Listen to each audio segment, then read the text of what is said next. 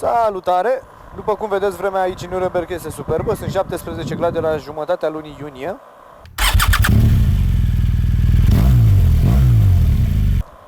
Eu doar ce m-am întors de la nuntă din Grecia, de la motociclistul pe care vi l-am arătat și pe Facebook și pe Instagram, Mișu.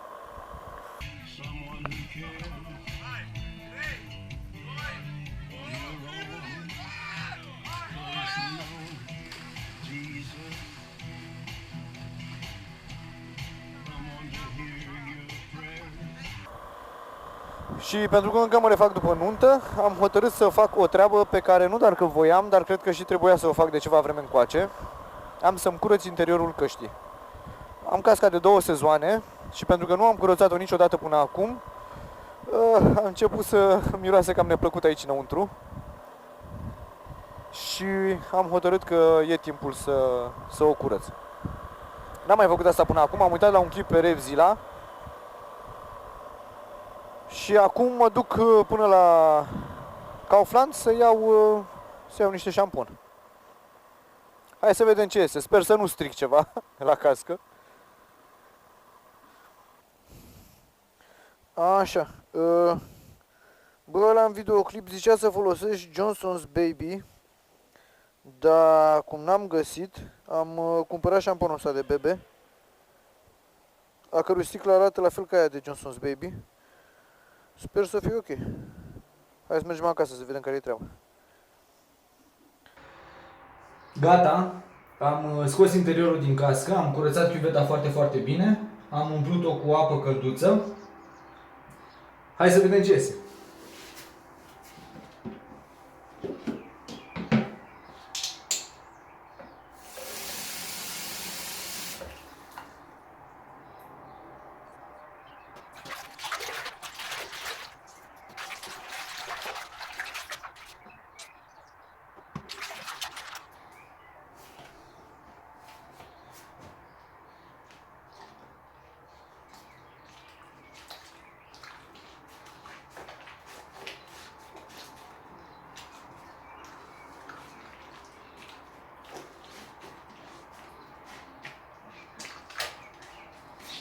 Ideea este să masezi interiorul căștii în așa fel încât șamponul să pătrundă în bureți și să scoată toate uleiurile pe care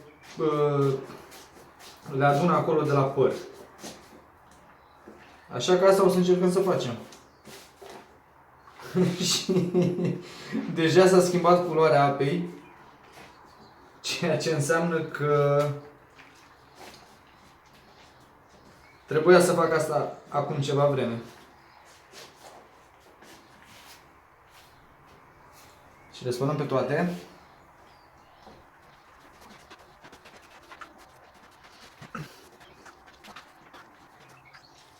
Mama, nu știu dacă se vede pe filmare, dar chiar iese foarte multă mizerie de aici. Nu o să sune ca și cum aș fi nespălat, dar chiar nu sunt.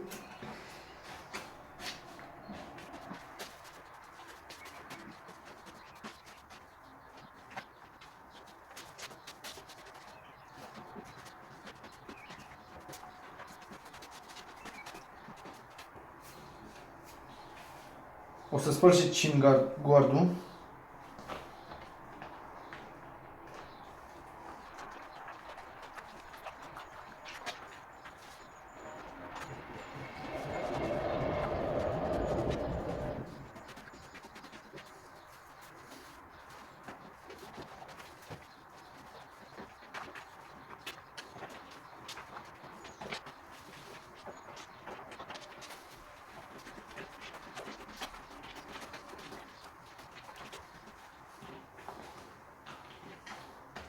Da, e clară treaba. Apa și-a schimbat complet culoarea. Nu știu dacă iese culoare din material sau este transpirația adunată timp de 2 sezoane. Dar sunt sigur că o să fie mai bine după ce se usucă.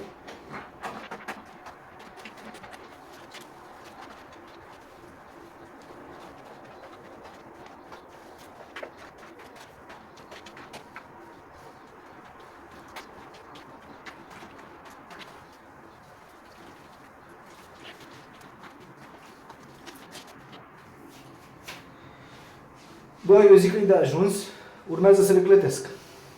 Și cred că ideea este să scoți tot șamponul din ele, după care o să le las la uscat. Fără ventilator, fără feon, fără să le scutur, fără nimic. O să le lase să usuce așa în ritmul lor și sper ca până în weekend, când plănuiesc să ies din nou cu motocicleta, să fie gata.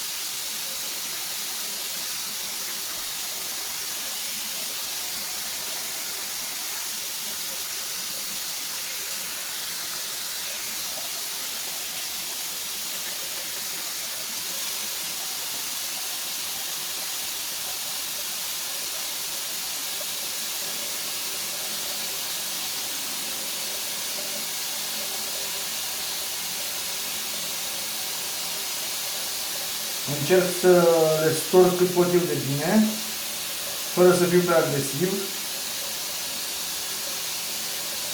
Gata, am terminat un obraz, cred că să ai dreptul.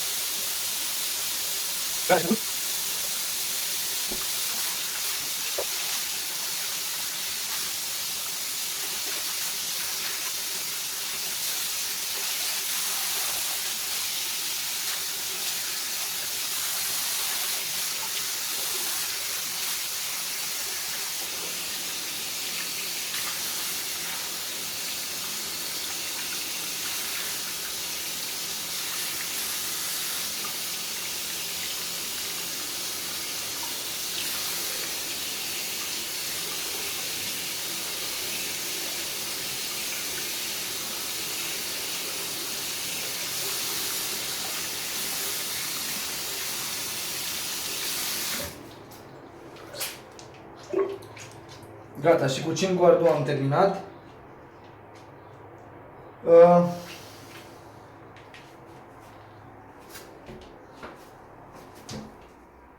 Le-am pus pe toate pe un prosop din microfibră. În felul ăsta apa care se scurge să nu se împrăștie pe jos. Și o să le las la uscat. Mersi că v-ați uitat la vlogul de astăzi. O să vă zic data viitoare, în vlogul care urmează, cum a ieșit toată șmecheria. Ciao!